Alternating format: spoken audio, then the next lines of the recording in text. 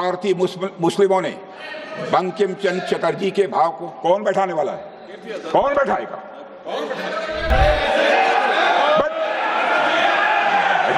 यह हम तो नहीं है।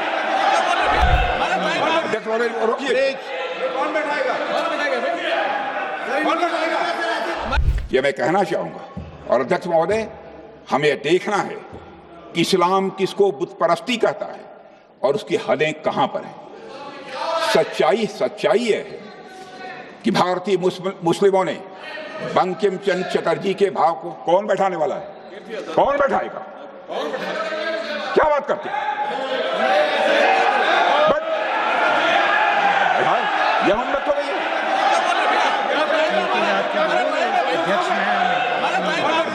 रोकिए, कौन बैठाएगा?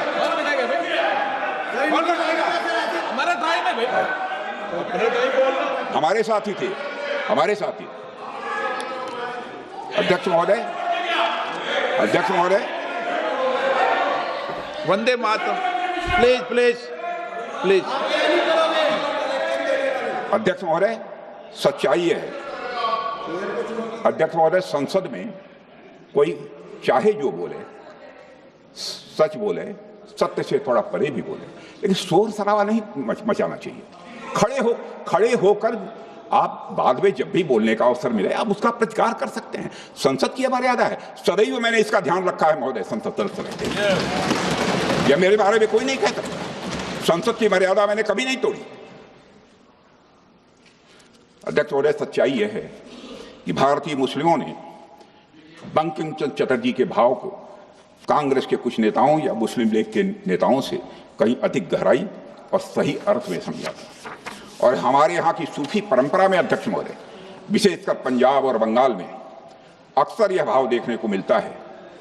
जिस भाव से वंदे मातरम लिखा गया, ख्वाजा गुलाम फरीद ने लिखा है, ए हुस्न ए हकीकी नूरे अज़ल, ए हुस्न ए हकीकी नूरे अज़ल, तैनू वाजिब ते इम्कान कहूँ, तैनू दशरथ लक्ष्मण राम कहूँ, तैनू सीता जी जानान कहूँ।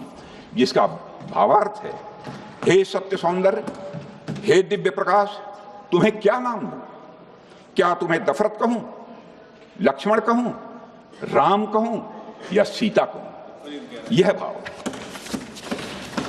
अध्यक्ष महोदय, एक मशहूर वकील राम जेठामलानी जी ने एक बात कही थी, मुझे अच्छी तरह याद है। वो अच्छी तरह मुझे याद है।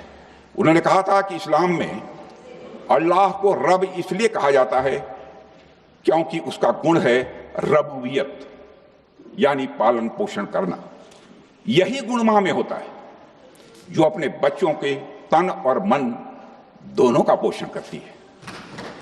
और यही दिव्य गुण हमारी मातृभूमि में भी है। अध्यक्ष महोदय, जिस तरह हम अल्लाह के सामने उसकी अनंत रबूबियत के लिए सजदा करते हैं, उसी तरह मां भारती के सामने भी सजदा करना हमारा फर्ज है, क्योंकि यह धरती हमारा पोषण करती है। इसलिए वंदे मातरम कोई हिंदू मुसलमान का सवाल नहीं है। अध्यक्ष महोदय, यह तो हर इंसान का फर्ज है जो इस धरती पर श्वास लेता है। अध्यक्ष महोदय, सच यह है कि वंदे मातरम ने भारत के सभी लोगों के दिलों को स्पंदित किया है, चाहे वो हिंदू हो या मुसलमान हो।